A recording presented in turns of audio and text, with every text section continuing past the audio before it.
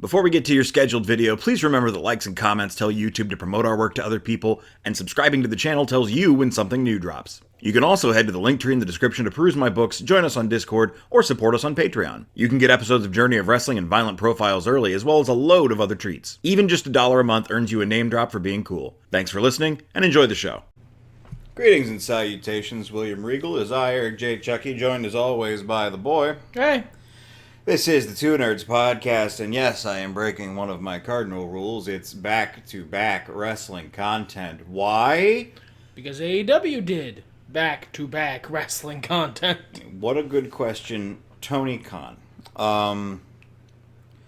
Before we get into all that, I do need to talk about who's cool. It is contractually obligated because some people gave me at least $1. Those people are as follows: Distrucity KTL, Passion Killer 711, Rob, and a guy from Ohio. They are all very cool, and I appreciate all of them very deeply. Or thoroughly. Whichever your preference is. Yes. The spoiler-free version of this, and I'm only booking through this kind of fast because I'm sure we're going to belabor each little bit, is this was an excellent show with a less than satisfactory main event. I would summarize it as a series of good wrestling matches with kind of a downer ending. That's what I got. Same. If you don't want spoilers, just hit the like and make sure you're subscribed. I'm not just saying these things because that's what YouTubers say. It helps the channel reach others. It is the newfangled version of circulate the tapes. Yeah. Tell your friends. Y'all come back now, you hear? Other sayings. Don't let the door hit you where the good Lord split you. No, not that one. No? That one's hostile and implies they should leave. They're welcome to stay. Oh, okay. Don't take any wooden nickels. Well, that's just generally good advice. Okay, yeah. Does that apply here? Maybe. Let's find out. First match on the pre-show was a big battle royal. The over-the-budget charity battle royale. Tony Khan had a lot of extra money for some reason. Unknown reasons, really. Yeah, other wrestling and news and endless wrestling community bullshit has covered that thoroughly enough. Yeah, if you don't know why Tony Khan has a little bit of extra money, I'd give it a Google. Yeah, Google it. It's fine. We're going to talk about the show that happened and the people who were there. Yeah. The over-the-budget battle royale was not the worst battle royale I've ever seen. No, that's true. It wasn't the best either. No. But it was there. It did its job. It was a fun little bit of distraction for people in the arena and a good YouTube event for 0 Hour. It was victoried by Hangman Adam Page, who ultimately later in the night decided to give his charity winnings. The gimmick of the match was that whoever won got to choose which charity gets $50,000. And he chose I believe an educational charity for Chicago youth, because that's where they were. And no other reason. I only have just now realized that Bryan Danielson in the lower left-hand corner there of your screen presently looks like steam is shooting out his beer. Yeah, that's great. He's steamed up. He's the steamed ham. Okay. We had a 6-woman tag team match. Athena, Mercedes Martinez, and Diamante. This is the first time I've seen Billy Stark's Athena minion gimmick. That's kind of fun. She's the adoring fan for Athena. Yeah. By Athena. It's Billy Stark's. And Hikaru Shida, Willow Nightingale, and Sky Blue. Not a lot to say about this. It was okay. Yeah, it was perfectly fine. Good match. Not a great match. No. Didn't stick in my memory, but Willow Nightingale is fun. Athena's fun. Basically, I liked all the wrestlers in this match, but they weren't given a whole lot to do, so... I wish Athena would just change her finisher. She's not hitting it like she did in the old days? I mean, she basically does a front flip, during part of which she kind of touches her opponent's head. and she they used die. to really sink in the Eclipse, Yeah. and I can accept that there's a reason for that, like a safety reason. That's fine. But like, you're not doing the move anymore. It doesn't even look as good as Swerve's stomp. maybe she hit some real good on Ring of Honor. I know I said I was going to buy Honor Club at the last podcast, but it's only been a week and I've had other shit to do, so I haven't. Well, and there was not a match. Yeah, so With the Bebe. so they haven't given me the reason yet. Yeah. There was a third match on the pre-show. 0 Hour was kind of packed, actually, in terms of matches. Normally there's like 2 max, sometimes 1.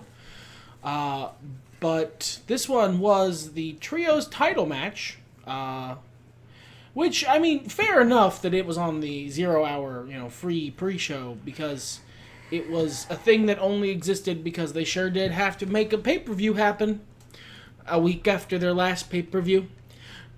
For whatever reason, well, we know why.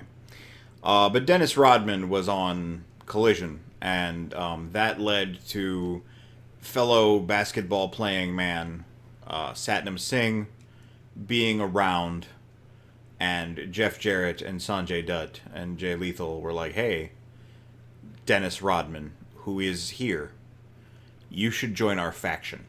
Jeff Jarrett was like, we used to be in the NWO. We were both in the worst version of the NWO. Don't you remember that fondly? I don't know if they were there at the same time, actually. Maybe they weren't. That would make that funnier. I don't think they were. I don't know. I don't know WCW lore, man. It's been a while. And then the Acclaimed came out and were like, hey, Acclaimed on the mic, and we did okay rap. Let's have a match at the pay-per-view. It'll be crap. Platinum Max Caster in shambles, ladies and gentlemen. Usually, yeah. It was okay. The match was okay. I don't like these guys being champs. It was a bit of fun. Yeah. I think it does. It only had a week, and this is the first of many matches on this card which weren't built. I mean, the build for this match was less than 24 hours. Yeah, it was. They weren't. You can't. And this is going to be a problem in the future. So I'm not just bitching about a thing that already happened and I should move on from. They are going to do this again next year. They have already guaranteed that. Well, they are doing All In at Wembley on the bank holiday weekend, and then All Out in Chicago on Labor Day weekend. Small problem, that's the same weekend. Or that's like a week apart, just like this year. So they're doing All In and All Out as a back-to-back pay-per-view again next year. That's the plan. And I think you can do that, but like, you need to build at least half a pay-per-view's worth of stuff for All Out. You need to be building for both shows Simultaneously. They didn't do that here. There's a reason, but that reason can't possibly account for all of it. There's 3 matches that were, I mean, I guess you could argue 4. We say that, but actually most of these did have story going into them. If they did, it wasn't good. I suppose we should address it as we go. This was not one of them. Neither were either the previous 2. I guess kind of the Ring of Honor stuff from the 6-man women's match, but not really. Not really. It was just sort of not anywhere that I would know. Yeah. The show actually started with the Dark Order, who had won a Battle Royale on Friday at Rampage to challenge for the Ring of Honor Tag Team Champions Better Than You Bebe's belts. And of course, the Dark Order won in quick order. He's joshing you. Better Than You Bebe won in... I mean, it was a decent enough match. It was fun. It was good. Yeah. This tag team... Dark Order's, of course, excellent. I really like the turn to heel because they were cursed by circumstance and tragedy to be underwhelming baby faces for all time, and they've managed to shake that, and I'm happy for them. Yeah, I am compelled. But this match had no build. This happened because someone won a random battle royal on Rampage. Well, and okay, here's the difference. 2 days before the pay-per-view. Between this and the previous match. You want to... All right, if I'm being real, the difference is I don't like the Acclaimed as the Trios champions. But you want to have an immediate defense for your champs. Pad out that title reign. That makes sense. That's fine. It can be a random guest star. It can be... if you heard a Discord noise, that was not your Discord, that was ours. Yeah, I'm not saying their first title defense had to be like super well built. No, and usually you would do it on Dynamite. Yeah, that it shouldn't have been on pay-per-view. Sure. If it was going to be random match number 462, it shouldn't have been on pay-per-view, and you had to put it on pay-per-view because you did 2 pay-per-views in 2 weeks. You psychopath. And I mean, I would say this was a main event of Dynamite quality match. It was that sense. I would say so. This could have easily main evented. I'd have been happy if this main evented a Dynamite. In that sense, this can curtain jerk the pay-per-view. But it was the match on the card with my favorite current thing on it, which is Better Than You, Baby, Adam Cole, and MJF. Their storyline continuing. But the match itself was good, so it's not like I had a bad time watching it. It's just structurally poorly booked. Yeah, this is one of the things that had almost no build-up. I will agree with that. I don't know that it needed it, but it begs the question of, as you said, whether or not it should be on the card for the pay-per-view. And I had fun with this match. That's something I want to, because I'm gonna be bitching about this a lot as we get on the card. I liked almost all these matches. There's only one match on this card that I genuinely thought was mediocre or worse. Not counting the pre-show. The pre-show was... not counting the pre-show. The Battle Royale was a Battle Royale. It's not a big deal. It wasn't a great Battle Royale. The 6-woman tag was okay. But, like, the actual main card, pretty much all bangers in terms of pro wrestling. Yeah. It's just... I'm upset as someone who even makes a tiny little fan base YouTube show about pretending to book a pretend wrestling federation. I'm upset structurally at this. They pulled it off, though, and that's all that matters at the end of the day. I mean, yeah, they did big numbers. This is one of those weeks where we were like, I guess, fuck it, and then get 5 stars. So yeah, like they pulled it out. This was, did big money, did big buys, filled up their arena, and like put on a bunch of banger wrestling. So there is a part of me that is also, maybe I'm being too much of an internet shitlord, and maybe I should just accept that sometimes wrestling is simple and good. That's also a valid take. I could see that take. If you wanted to write that take into the comments, I would get it.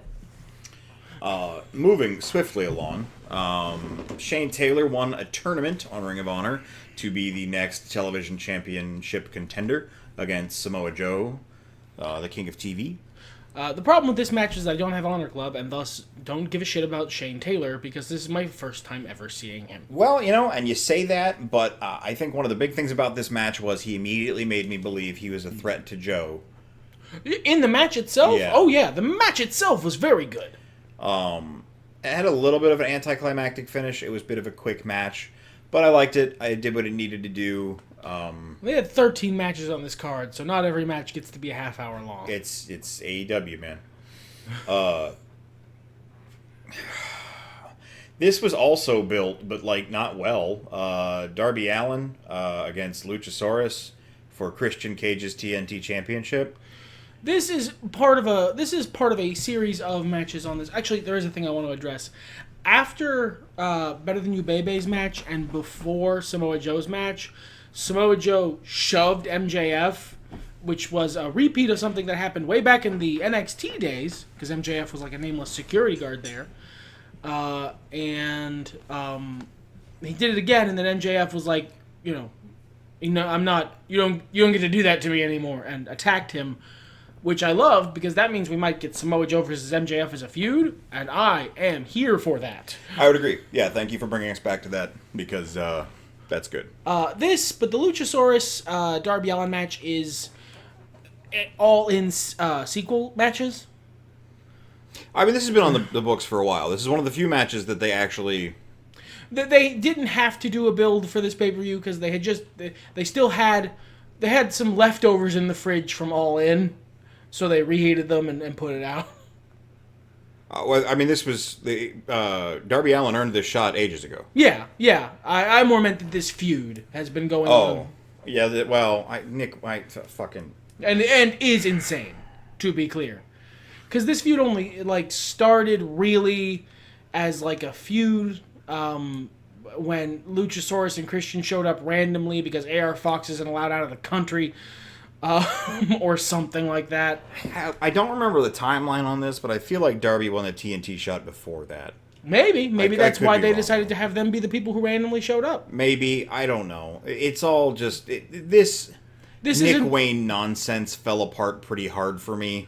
Well, yeah, it's because of the AR Fox thing. Yes, and because of the way they reacted to the AR Fox thing. Because it was great TV before that. And then they turned him face for no reason, and that doesn't. And thus, the bad build infects the things that come after it. Yeah. The match itself was certainly fine. Luchasaurus is a good big man. Darby Allin is a pinball who has become sentient and wears Hot Topic clothes.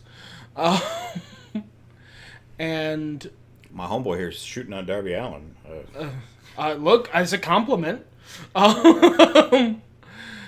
But Luchasaurus wins. Christian Cage continues on with the best gimmick of his whole career. I love Christian Cage's dead dad gimmick.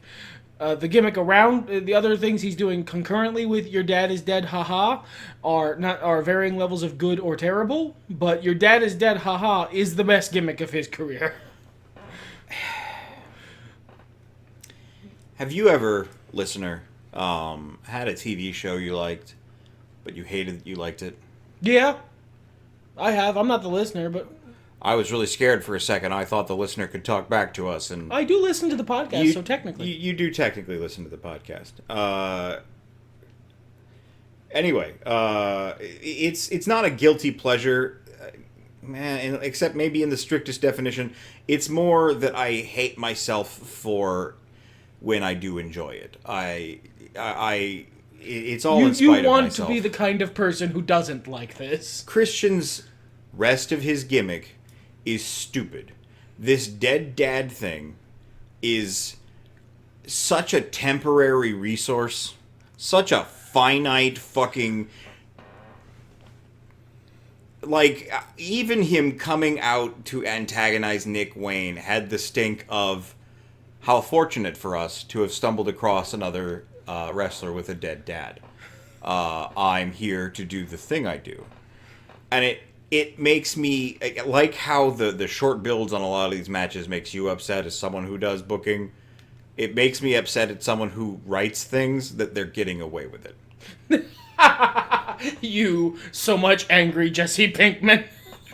Staring at Christian attacking wrestlers with dead fathers. He can't keep getting away with it. I don't understand that reference, but sure. It's a fun meme. I'll show you after the podcast. All right, cool. Luchasaurus won, which is unfortunately the right call because they need to put some legitimacy back onto the TNT title. Yeah, Darby Allin also needs to do something that isn't the TNT title or in any way related to the TNT title. Darby Allin needs some shit to do. I was thinking about this after the show when we were talking about the show in general. Darby Allin desperately needs new shit to do. And the Swerve thing was working out well, but then you guys absolutely fucking ruined that, so you gotta find something else. Well, and another thing for this pay-per-view, following a pay-per-view where the storylines are largely still carrying through, is that I'm tired. I'm tired of seeing this story, and You've basically unnecessarily maxed out the staleness meter on a bunch of this. We just had a Thursday orgy, and now it's a Friday orgy, and, that sounds pretty fun on paper, but now I'm here, and I'm tired, and my back kind of hurts, and I'm spent, and I'm only going to be here for, 10 minutes, and then I'm going to leave. Or to put it in a context that maybe is a little bit more relatable, if you really like Dungeons & Dragons, you might have realized that as much as you might want to play Dungeons & Dragons every day of the week, you can't actually do that. Describe to me the difference between what I said and what you said. Fewer people have been in orgies than have played Dungeons and Dragons. Are they not basically the same thing? Not in my experience. Oh. I may not have ever been to an orgy. That's fair. Okay. Moving swiftly along to meat. This was a golden, beautiful moment nestled in the middle of this pay-per-view where me and the Chicago wrestling fans, who I did not expect to be allied with on this particular evening. I expected the Chicago audience to piss me off. No, the Chicago All Elite Wrestling audience turned out and absolutely burned the house down in collaboration with Miro and Powerhouse Hobbs on this fucking celebration of a match. Oh, this was real good. It was two big guys beating the ever-loving tar out of each other, and it was great, and it was good, and the crowd enhanced every second of it, and it was basically the reason I wanted to watch the pay-per-view at all, and it was everything I could have hoped for and then some. Thank you. This was beautiful. This was an oasis. I loved this match. Big E's impact on professional wrestling culture cannot be overstated. It can't. And, that's, it's sort of a meme. Well, it came from a podcast that they were doing. Sure. No, I mean more that, the phrase and how it caught on as sort of a meme. But it is easy to forget that we were living in an era of people being tired of big guys fighting each other. Until Big E said those magic words, and we all went, you know what? That is pretty good. If you guys go back, and I don't recommend you do, to previous podcasts we've done, in fact, a match where Miro was wrestling Big E, that we loved. He was Rusev back then. We loved. It was incredible. It was just, I believe at one point, Miro Rusev used to do this spot where he would, his opponent would be outside on the ropes, and he would spear them through the ropes. We called that the meat missile, and this was years before Big E coined his marvelous phrase. But I loved that match, and I loved this match. Yeah. And look, I understand. I myself am a fond of your 5-star classics, your 30-minute clinics. I love Lucha Libre, and this is the opposite of Lucha Libre. When people talk about how good Guntar is, this is what I expect to see, and not just a lot of big slaps. This was the two big men with big meat slapping meat, and it delivered on all fronts. Yeah, spectacular. Miro won. His flexible hot wife came out. They did a Predator handshake briefly, and then Powerhouse Hobbs turned on him. Both excellent decisions. And then some chairs were thrown around, and the audience chanted, "Kiss that meat." But then Miro left because he had renounced his hot and flexible wife. You're not real. Yeah, he was screaming, "You're not," which is excellent. Wrestling is just better than all the things you like. Miro,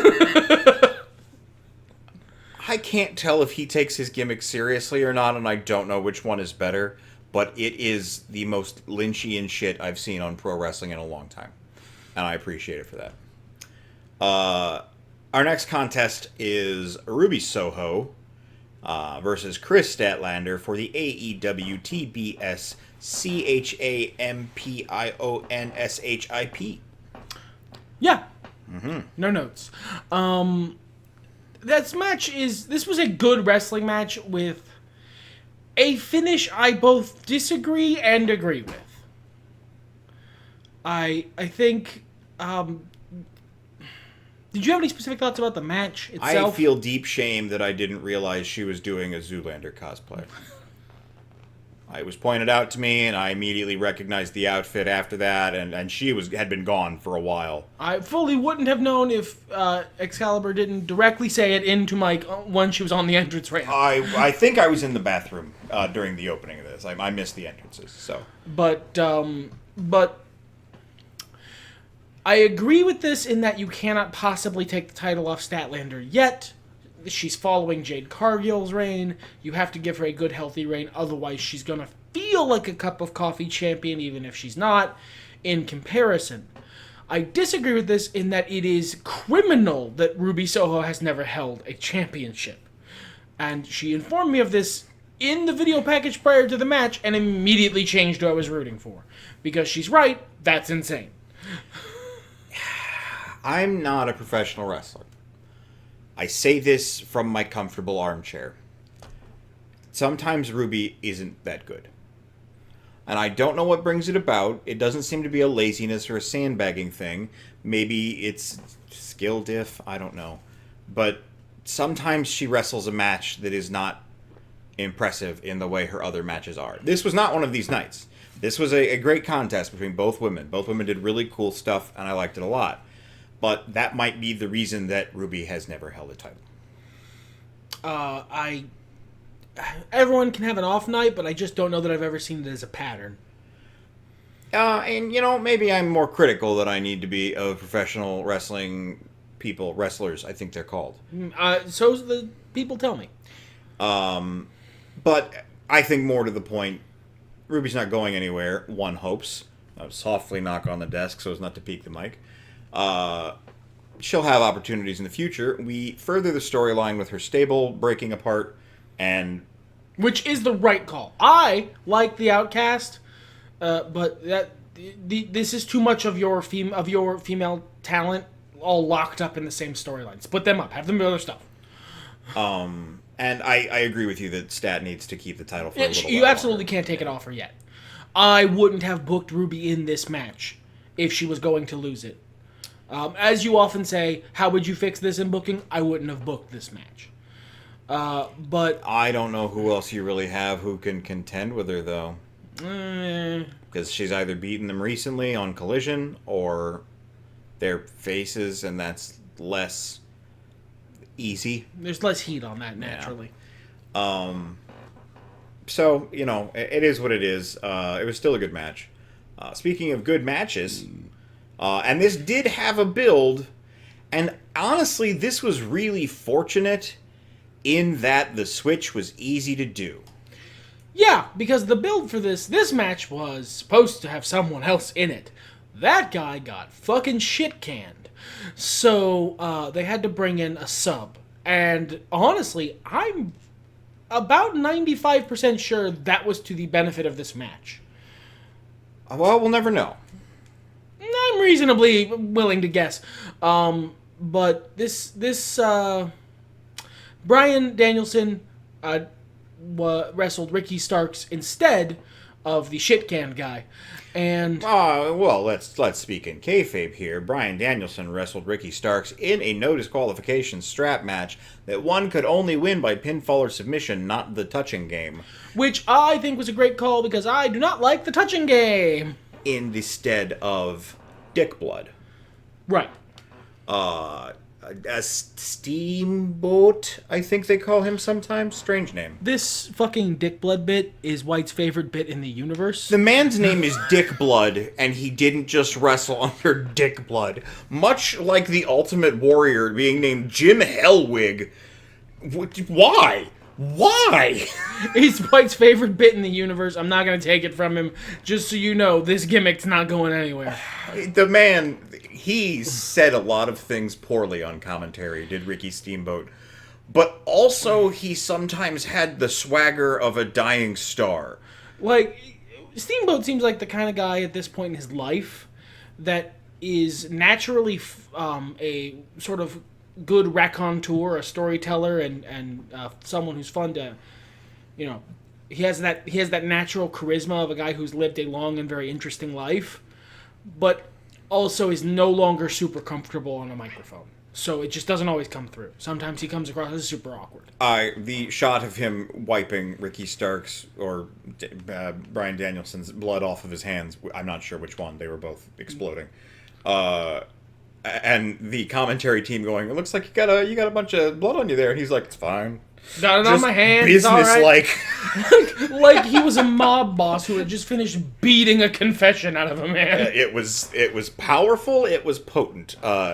On the other hand, sometimes he was asked a question and took 5 to 9 minutes to respond, yes.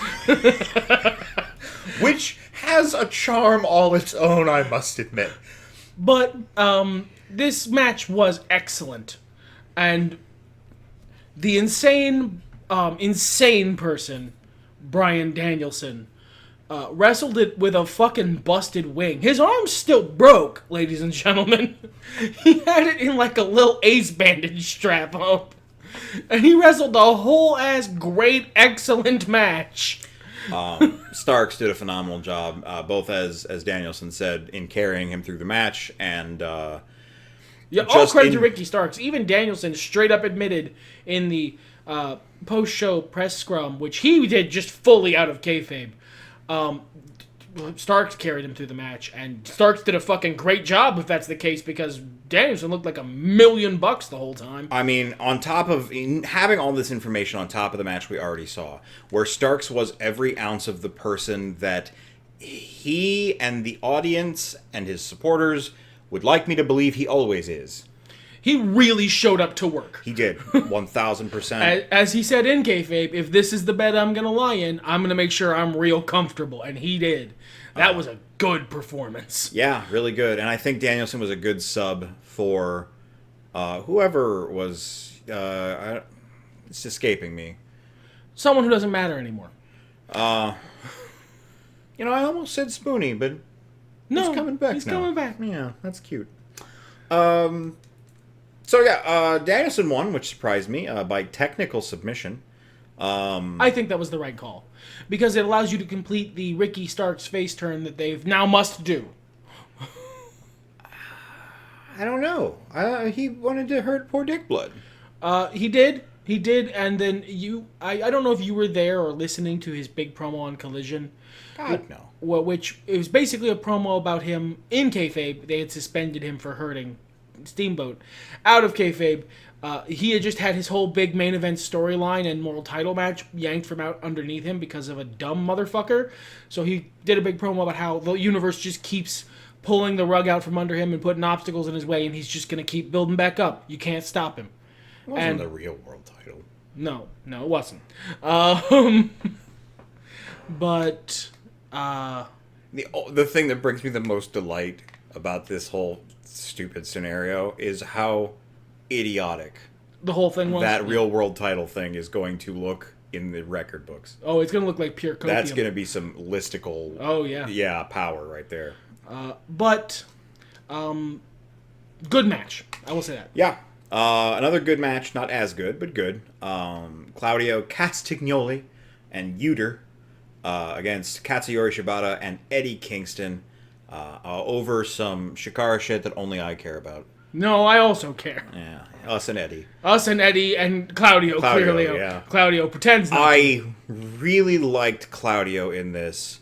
I really like Claudio all the time, but not looking at Eddie is the most powerful and not subtle is not the right word, but like low effort, I guess.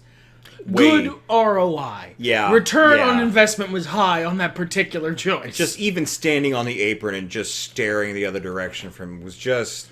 That's really good. Eddie Kingston and Claudio Castagnoli are part of a particular breed of wrestler that they don't make anymore. No.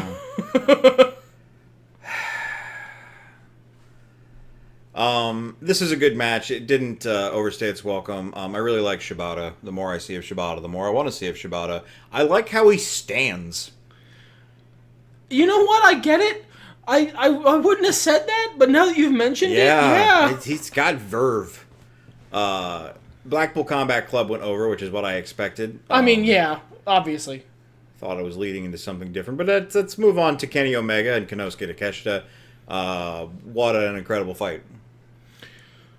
Yeah. I see why the internet was mad that this wasn't on All In, but boy howdy was this the best built match leading into All Out, and it delivered. This was fucking fire, dude. Yeah. The ending was a teeny bit underwhelming, if I remember. Not enough for me to really remember it being underwhelming. Right. It wasn't... Not big enough for me to remember how cool it was. Yes. I think that's a great way, a perfect way, in fact, to describe it. But I think it matched the flow of what's been going on. I hope this is the end of this storyline. I would like to see Kenny do something else. I would like to see Kenny win a singles match on a pay-per-view at some point in the next year. Well, he's, he's winding up his time and Yeah. giving his heat to other people before he goes part-time or leaves the business. I understand that. The dude has a lot of injuries and probably doesn't want to work a full-time schedule much longer. I get it. But I like Kenny Omega and want to see him win matches. There's the rub. Yeah. Don Callis was perfect. I was glad that there weren't too many shenanigans. No, there were attempted shenanigans that did not pan out. Yeah. Ultimately, Takeshita won by just being better. By just beating the shit. By taking his knee pad down. That's what he did. Yeah, He blasted him with several knees and then finally had to expose that clunky bone. And that's perfectly within the realms of good wrestling, next step up. I have to do something special to put this person down. Taking an extra step that you don't normally take there is good. More on that later. Half an hour was that match, and it didn't feel like it. 20 minutes was our next one, and it also didn't feel like it. Bullet Club Gold, which I have turned around pretty hard on two of the members. The other two were always perfect. I have turned around fully on 3. I'd liked Jay White pretty much since he first showed up. FTR and the Young Bucks had a big old fight diddly-doo. This was kind of thrown together, sort of. This was thrown together. This match didn't exist until they had to film some segments about what happened after the end of, All In, and they had to make some changes in the way things are clearly going story-wise and reformat. This is one of the other matches that I am 100% certain only exists because of particular hiring and firing decisions made by Tony Khan. And good, because that means Bullet Club Gold gets a good solid pay-per-view slot, and they're the best thing on fucking Collision. By a mile. I liked the match overall. I thought there were some good spots. I was glad to see FTR not jet-lagged. Yeah, they're really good. When they're not, I'm going to guess, filled with British food and jet-lagged, they are... Dax's head looked really tiny in England. And the only thing I can figure is the rest of him was so swollen from bangers and mash. Or maybe I was hallucinating. I mean, he that's works entirely... hard and all day and all night, man. I'm sorry. But it was good. I'm kind of tired of seeing Dax and Cash as the tag champs. I just don't find their characters very interesting. So all of their feuds end up being the same thing. I wanted them to lose the titles at All In, so you are getting no argument from me there. But I did like that they subverted the expected disintegration and dissension between the two thrown together teams, even though they didn't win. They were both kind of sort of apologetic and my bad. We could have done better there. It was very much it's not that this main event team couldn't get along. It's that the thrown together team isn't gonna beat the people who have their shit together, which I actually like both ends of. That's a much better version of that story. And I believe Colton got the pin, and that's kind of cool. Yeah, good for him. I love the Guns. That other guy that they used to hang out with, the daddy of lies, not so hot on him anymore. You'll get over it. But his developed jizz. No. Yeah. No. That's true, though. We're not. No. Okay. It's just science. Damn it, you win the bit. Alright, let's get to the part that depressed me. Yeah, this is the part that really fucked your whole vibe and sucked away all your enjoyment of the show entirely. And the pre-show wasn't great. There were some promos that were a little underwhelming. Overall, I would have given this show 4 frogs or stars, depending on where I'm rating it. And this match wasn't bad. This was the match on the card, which was mediocre. It just wasn't... It followed a lot of good shit. I think maybe Kenny Takeshita should have been the finale. But this is the title, and this is the title they're Yeah. probably going to be turning into the main event title on Collision for whatever soft roster split they're going to stick with. Yeah, if I had maybe. to guess. I don't know. If I had to guess. But it was Orange Cassidy and his record-setting, wonderful, amazing feud, amazing run with the International Championship that has been the best long-term storytelling in AEW for several months.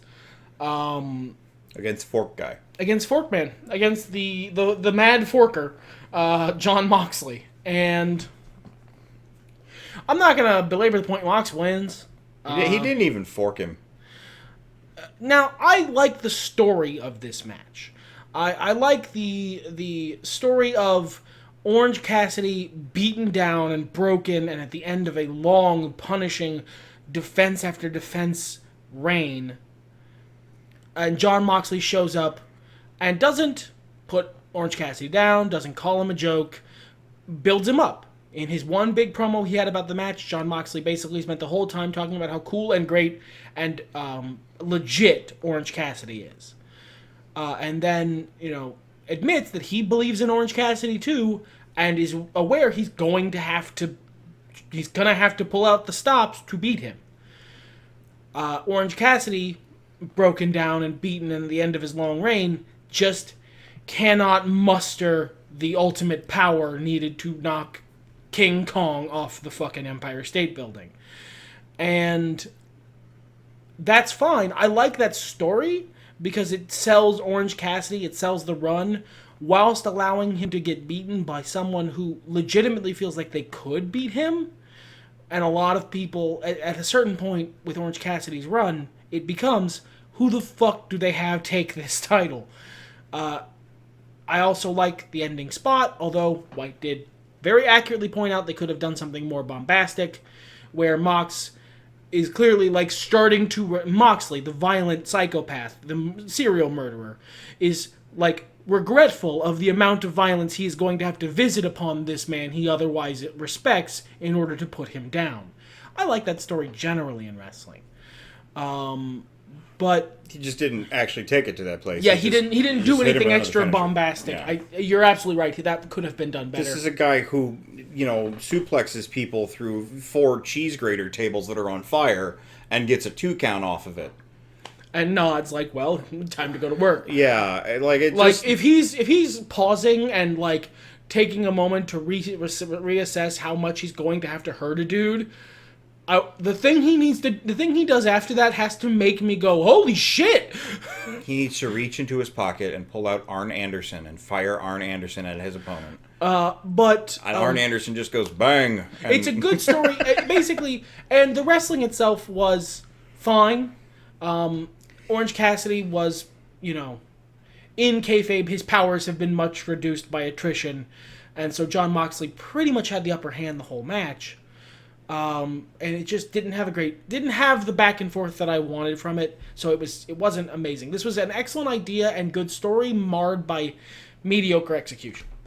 Yeah, just mediocre. And it was fine. It was what the WWE would call a main event caliber match. It was what I hear from the WWE audience are fantastic, incredible 5-star matches, and they're fine. This is just my observations. I'm not trying to dunk on them. This is just literally my experience. And it met that quality. I think they could have brought it home better. I would have been disappointed that Cassidy doesn't have the title anymore, regardless, especially because he lost it to Mox, someone who, despite the fact that I appreciate his willingness to carry a load, I have issues with as a performer and as a character. John Good has stepped up enough as a performer and as someone who clearly actually loves the wrestling business, that I can't hate on him too much. And I loved this Jon Moxley. Jon Moxley is not a very consistent character apart from his psychopathic love of violence. This Jon Moxley I liked. I would like to see more of this Jon Moxley. I'm not going to get my hopes up. That sounds like a great way to become disappointed. Same.